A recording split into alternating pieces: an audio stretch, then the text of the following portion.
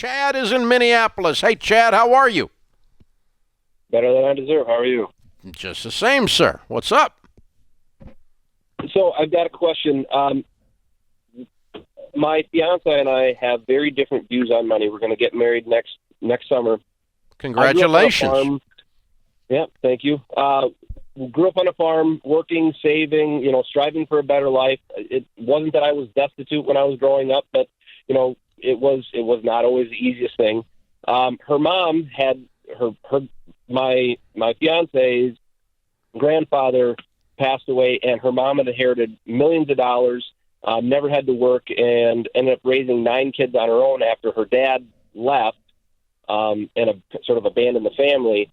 And then ended up using the money that she had inherited to manipulate the kids into doing things, into thinking the way that she did, doing things for her, but ultimately has left sort of a bad taste in her mouth with money. How do I work with her to show her that money isn't intrinsically evil? I'm the breadwinner. I have a very good career. I make about 120. She makes 38. How do I work with her to show her that money's not bad? How old are you guys? 36 and 38. Okay.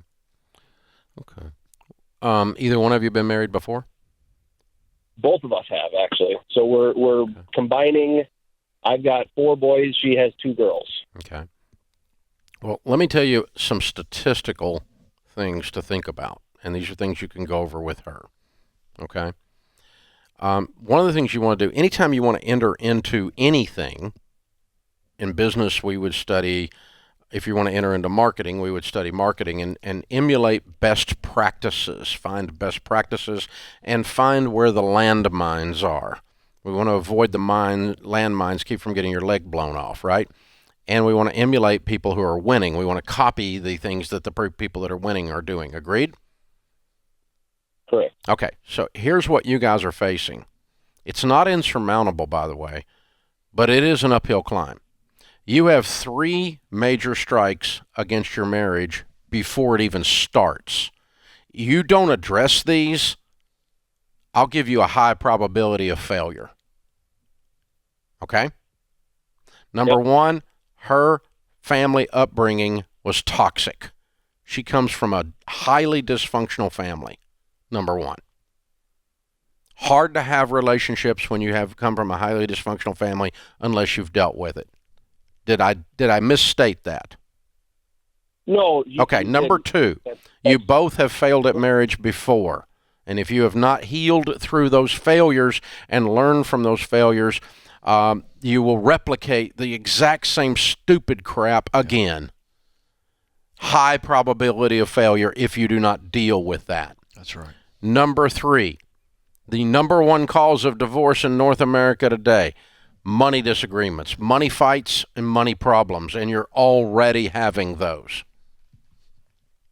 You have to solve all 3 of those before the summer.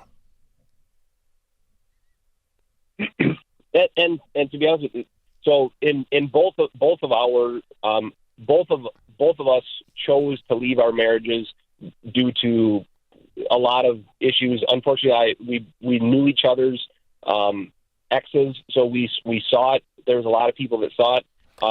Wonderful. You still both failed at marriage. Listen, dude, what I'm trying to tell you is you guys need a lot of one-on-one counseling, pre-marriage counseling to deal with these 3 issues before you walk down the aisle. Otherwise, statistically, you have a very high probability of hitting the wall. Yeah. Don't miss this. I'm not trying to say you can't make it. I'm just saying, dude, there's landmines everywhere, and I'm trying to guide you through them. Yes. And you need a coach, a counselor that can talk to the 2 of you that is excellent, that is world class. This is not 2 little puppies getting married, and they need some little pat on the hand pre-marriage counseling. You need to deal with divorce healing. You need to deal with her toxic upbringing because her mother's crazier than a freaking bean. Man, what you described to me is dangerous stuff. Control and then stuff. on top of that, you're in total disagreement and have different value systems about money, and you boiled it down to she thinks money's evil. That's not the problem here. Yep. That'll be one of 14 things that come up while y'all unpack this. Yeah, Chad, I hope you're hearing this. You need to pause this wedding date until this stuff gets fixed. We didn't say not marry her. We said pause. Well, I don't even need to pause it. You just got to do the work between now and summer. Well, I appreciate that, Dave. That's very optimistic. I think it's pause until we get healthy and on the same page of this. And I would say this. She's going to have to see a desired future that you both agree on. That money helps us get there. That's eventually where you're going to have to get her. If you can't agree about money, you're not going to agree about life. And you guys really do have some work to do to get ready for this marriage. I think you can do it, but you're not going to do it if you ignore it.